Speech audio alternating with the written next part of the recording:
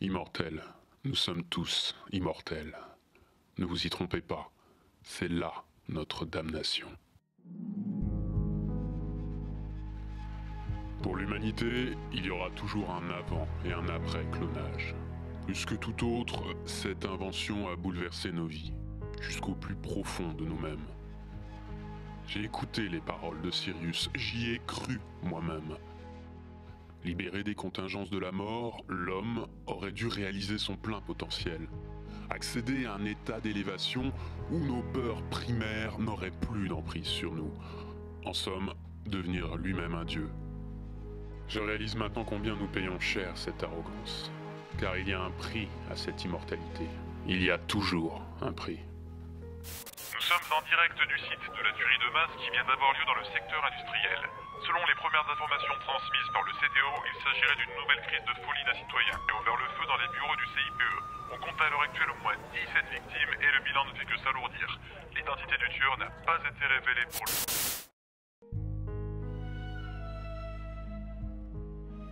Les avertissements étaient innombrables. Nous les avons tous ignorés. Trop aveuglés par ce cadeau qui semblait tomber du ciel. Trop confiants dans nos sauveurs. Les frères en clisme étaient des génies. Et des imbéciles qui n'ont jamais su comprendre cette simple vérité.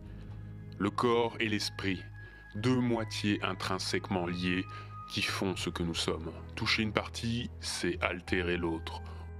Autrement dit, faites du corps une simple machine et vous réduirez l'esprit lui-même à un rouage, prêt à s'enrayer.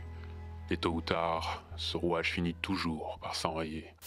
Premières informations, c'est apparemment un nouveau charnier que les officiers impériaux auraient accidentellement découvert cette nuit dans un bâtiment du secteur nord-ouest.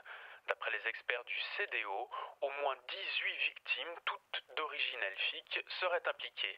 Les corps ont disparu, mais les traces laissées sur le site laissent à penser que les victimes ont été torturées pendant plusieurs heptades. Pour l'heure, le commandant du CDO refuse de confirmer s'il s'agit d'actes racistes ou des conséquences d'une guerre des gangs. Nous venons toutefois d'apprendre que l'ambassade prépare la mise en place d'un couvre-feu dans l'ensemble de la base-ville. Ce couvre-feu entrera en vigueur à partir de demain matin. Mens sana in corpore sano. Un esprit sain dans un corps sain. Même ça, nous avons réussi à le pervertir. Nous n'avons jamais été si proches du stade de la perfection physique, mais nos esprits pourrissent lentement dans cette chair qui n'a plus rien de naturel.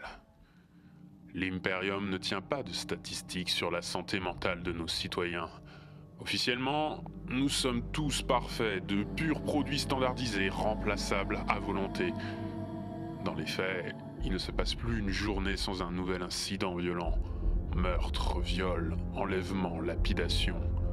Autant de symptômes extérieurs d'une société en train de se dévorer elle-même. Autant de symptômes d'une folie qui consume peu à peu ses corps compiconformes. Retirer à l'homme sa condition mortelle ne l'a pas transformé en Dieu, mais en démon. Quant au suicide, ils n'ont fait que disparaître en apparence. L'Imperium ne l'admettra jamais, mais en réalité la cryogénisation a remplacé la corde. Nous avons tous dans notre entourage au moins une personne ayant cédé à cette tentation. Demandez-vous quelle raison peut pousser à un acte aussi désespéré. Cette démission silencieuse, indolore, ronge plus sûrement la cité que n'importe quelle épidémie. Est-ce la technique même de clonage qui nous vide un peu plus de nous-mêmes à chaque renaissance? Laisse-t-on fuir des parcelles de notre âme avec chaque nouveau corps? Ou n'est-ce que cette fatigue insidieuse, cette vie sans répit, ce vide grandissant tapis au fond de chacun de nous, et qui nous fait finalement aspirer à ce substitut d'une obscurité froide, silencieuse, éternelle? Vous pensez ne pas être concerné? Vous avez raison, profitez de votre ignorance. Jouissez autant que vous le pouvez de votre soi-disant immortalité. Mais sachez-le, c'est une certitude. Un jour, elle aura raison de vous.